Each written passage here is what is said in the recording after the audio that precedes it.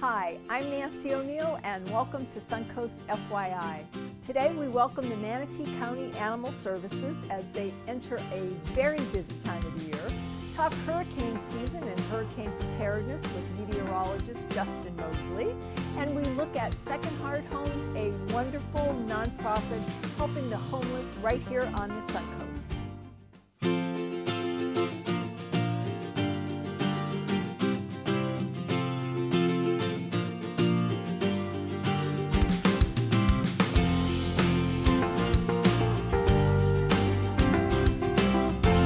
Manatee County Animal Services does wonderful work here on the Suncoast, from pet adoptions to providing information about emergency planning for our pets. And summer obviously is a very busy time for MCAS, and here with more is outreach and events specialist Hans Wolfenwart. Hans, nice to see you. So nice to see you too. Yes, Thank you. And well, before we start, this is a most important guest we have here. Who's this? Yes, this is my good buddy Atticus. He is one of our 110 adoptable dogs at the shelter right now. Oh my gosh. But Atticus is 10 years old, and he is a Husky Shiba Inu mix, a really beautiful dog. He's a senior. He should be in a home at this time of his life. He is just a gentle soul. He is just the nicest dog. He had such a nice time driving over here with me today. So thank you for having us. Oh gosh. He just loves to be by you, and he walks well on a leash. He will make a great pet. So we're really hoping. And very sad story, as you said, he was found tied up to a tree.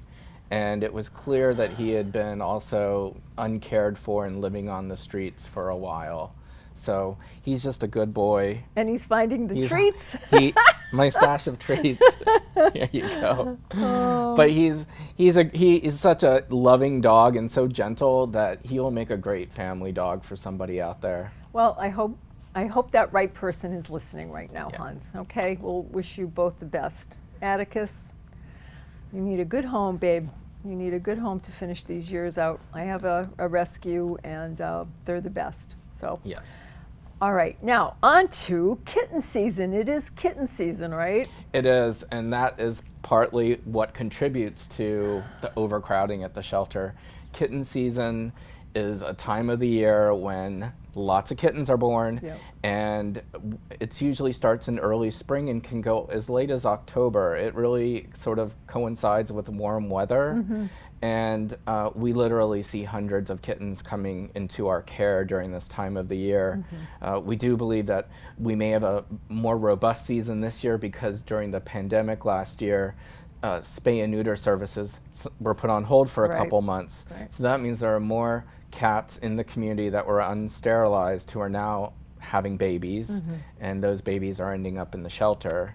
And it makes it very difficult operationally, and also we have to rely more on fosters in the community to help us during this time. So what programs, you mentioned fostering, what programs are you launching right now to help with this? Fostering is the most crucial thing. We are getting in so many both kittens by themselves and also mamas with their kittens, and they simply need a nice quiet place to get a little bit bigger and grow up before we're able to spay and neuter them and adopt them out into homes. So it's really not as much work as some people might think. We provide all the supplies, and a mom and her kittens, they just want a nice quiet place to stay in. She takes care of them. She does. I mean, and that's the benefit. When we don't have a mother come in with our kittens, those are the ones that need to be bottle fed every 3 hours. So that's definitely a bit harder, amount of work and commitment.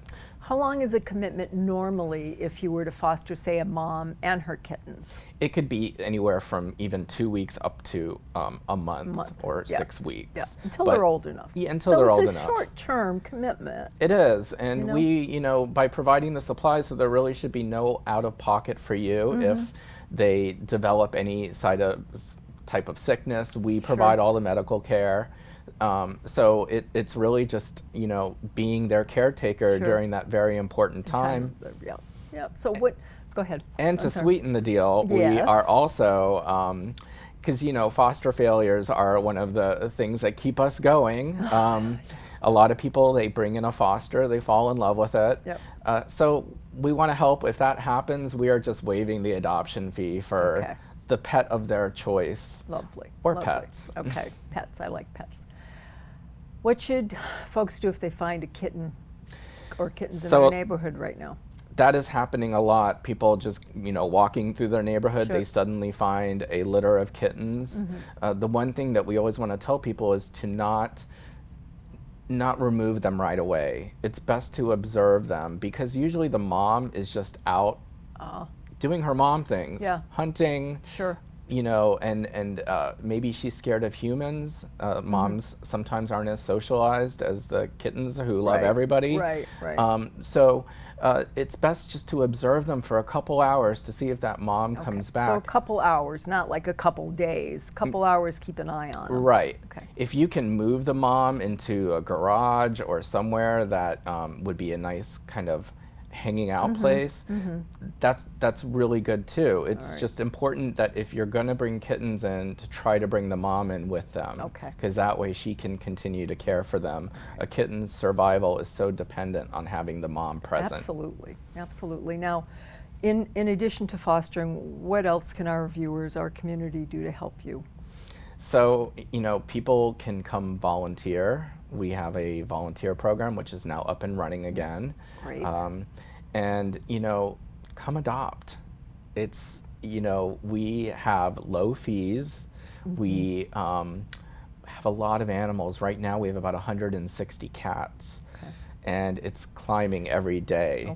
So whatever people can do, whether it's fostering, adopting, or donating items that we need for kitten season, those are all really helpful, because this is going to be a really difficult summer.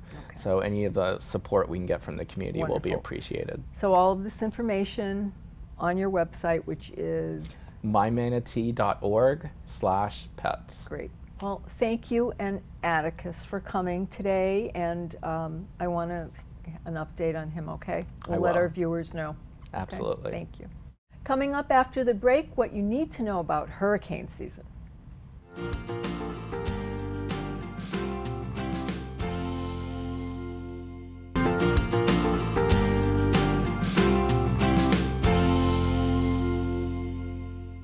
Hurricane season is upon us, and staying prepared is essential in case of emergency. And here with what we can do to be prepared is SNN's Chief Meteorologist, Justin Mosley. Justin, oh my gosh, already. Yeah. And we're just in the beginning of this very active season. I mean, what is this like? I mean, if we're having this now, how long can we anticipate the season going on? Well, the season goes through the end of November. Okay. And we've got a long way to go. We certainly do. Yeah, the height of the season is still ahead of us, really. It's August and September. The peak technically is September 10th. And then the waters in the Atlantic are typically very warm. We have the lowest wind shear in the upper atmosphere. When these storms develop, you want to have light winds so they can kind of build up vertically like that. So all that is still to come. In the beginning of hurricane season, we watch the Caribbean Sea, the Gulf of Mexico, and as we know, it's been busy and we're watching something out there as we speak. Yes. Now, is this an unusually active beginning of a season? That's a very good question. More frequently, we're starting to see more storms developing earlier and earlier. There's been some talk about even moving the hurricane season up into May instead of June 1st.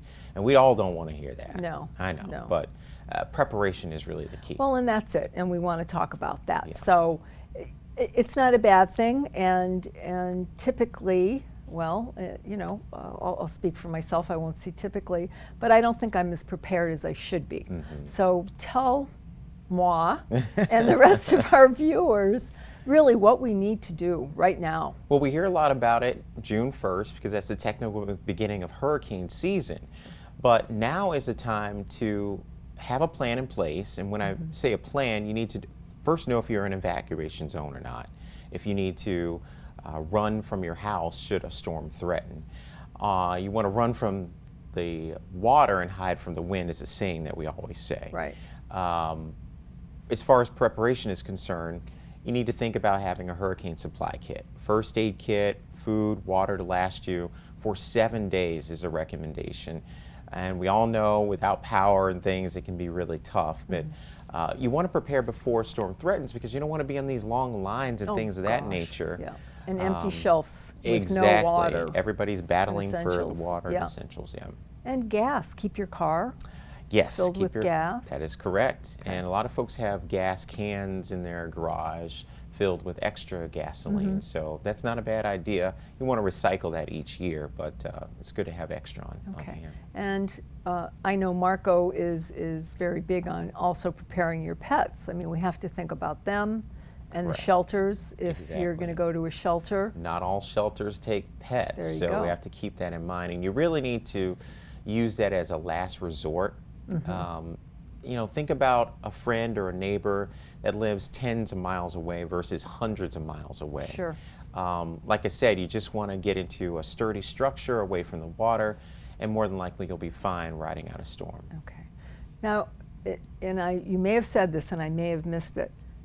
Yes, we'll possibly lose power, have a battery-operated radio. Correct. A Noaa weather radio is really good to have, and gives you the latest alerts and warnings from the National Weather that a Service. Specific radio? Yes, specific radio from that picks up the National Weather Service signal that they put out, where we get warnings from them. So you get tornado warnings, hurricane advisories, so on and so forth. And it's a good way to stay informed. And now is a good time to bring up our new technology here at SNN. It's our new app where you can get us online, every platform online, and watch. If you do lose power on your phone or any mobile device, we'll be streaming our live coverage during a storm. That's awesome. Now, Yeah.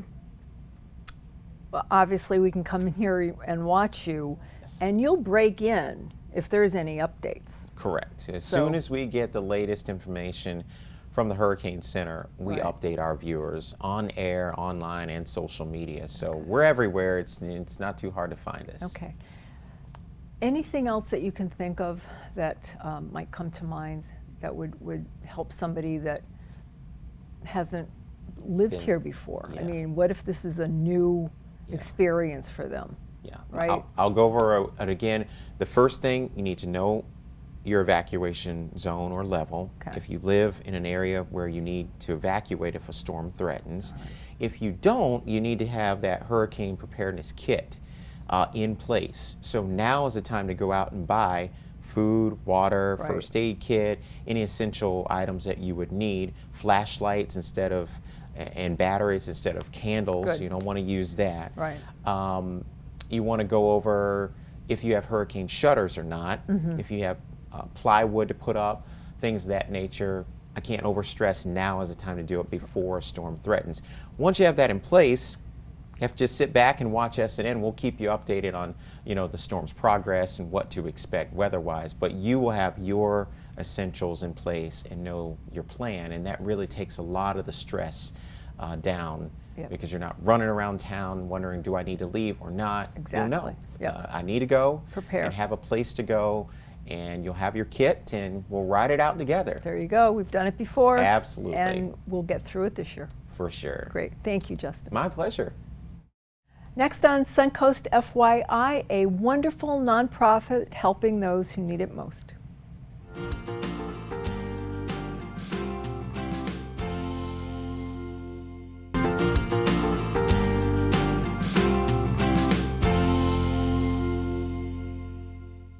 Second Heart Homes is a wonderful local nonprofit that works towards ending homelessness right here on the Suncoast.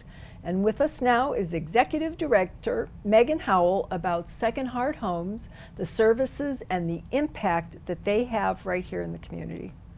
Megan, it's nice to meet you, first of all, and thank you so much for all the hard work that you do for our homeless community.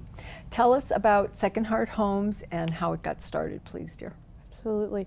It's a pleasure to meet you too, Nancy. Thank you you. for having us here. Absolutely. So our mission, we're a 501c3 not-for-profit organization, and our mission is to restore the dignity of the homeless and mental health population through housing, support, and love. Okay. And how it got started was there was a mentally ill homeless gentleman living on the sidewalk outside of a restaurant that I worked at, and I was able to help him get off the street, and that was deemed to be the impossible. And so once that happened, decided, well, if that's the impossible, there's so much more that can be accomplished. And so that's what motivated us to start up the nonprofit and to help more. So you started it. Yes. Yes. Yeah. So how long have you been the executive director? How long since you founded the nonprofit? January 1st of 2020. Wow. Wow. When we needed it so much more, right? Absolutely. Okay. Now, obviously, we have a large homeless population in Sarasota. What type of progress have you seen from your standpoint? It's been tremendous. So based off our local continuum of care, last year there were about 1,044 homeless individuals among Sarasota and Manatee counties. It's alarming to think about the impact that COVID is going to have on the homeless and mental health population in the future. And so, you know, there's also a large demographic of the hidden homeless population.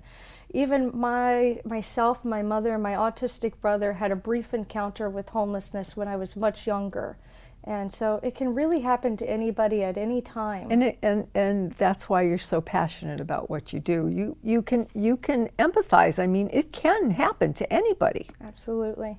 And sometimes out of the blue, unexpected. Absolutely. People lose their jobs, they can't afford you know, the basic needs, and don't have family to turn to. It's quite a situation that we need to address, and I'm glad that you are doing that. So yeah. I know you're not the only one. How have you partnered with other organizations Yes. to help you in this? Absolutely. It takes a village, and It we have a does. tribe, very fortunately. As you may know, that in 2006, Sarasota was deemed the meanest city in the United States towards homelessness, and we have come so far since then through all the wonderful community collaborations, and it's just going further. But the reality is that there's so much more work to do, but if we all work together, we can make a tremendous impact in our community. And, you know, think about it. There is not a single person in our community that isn't affected by mental illness and homelessness. Think about it, whether you're a business owner, you're a tourist, you're a concerned citizen, you're a service provider, you're the vulnerable individual yourself, or the loved one of someone who's suffering. It really reaches far. It does. So Megan, what do you feel makes you different or stand out from other organizations in our community? Well, a lot of shelters are not equipped to handle this challenging demographic, and we provide housing, and we take a very client-centric approach because we know there's no cookie-cutter solution. Everyone's an individual, and they have individualistic needs, and they deserve comprehensive, innovative approaches to make sure that they're identifying their goals, they're achieving their goals, we're understanding the barriers that are present, and creating solutions that ultimately revive dignity and integrate them into the community, sometimes for the first time. You know, we meet people where they're at, love them for who they are, and find the best quality of life given whatever circumstances are present. And go from there.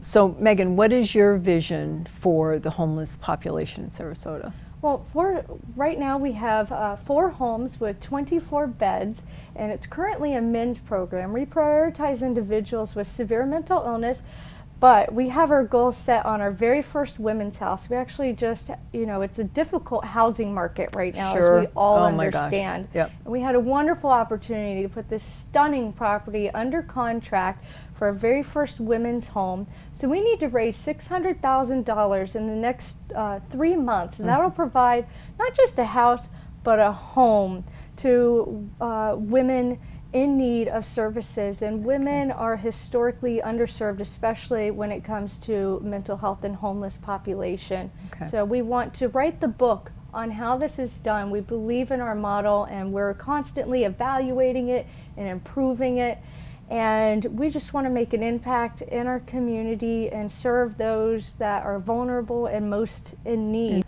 So Megan, with all of the people that you've helped, do you have a particular story that stands out in your mind? I certainly do. We have one gentleman named Nick who exemplifies what we're trying to accomplish. He went through 19 different foster homes where he was horrifically abused and neglected and aged out of the foster system and found himself on the street, diagnosed with schizophrenia, in and out of jail. He was arrested over 45 times since 2009. That wasn't even his juvenile record. Oh my gosh. Today, he is a house manager of ours. He came into our program through the Comprehensive Treatment Court, and he's being tutored by two of the Sarasota ballet ballerinas to get his GED and further his life, and he wants to help people. And actually, one of our newest board members, Judge Erica Quartermain, escorted him to the polling station to cast his very first ballot so he could vote for his very first time. So that's very what it's exciting. about, giving self-sufficiency and independence and boosting that dignity and self-worth. Self-confidence, yes. Absolutely. Wonderful.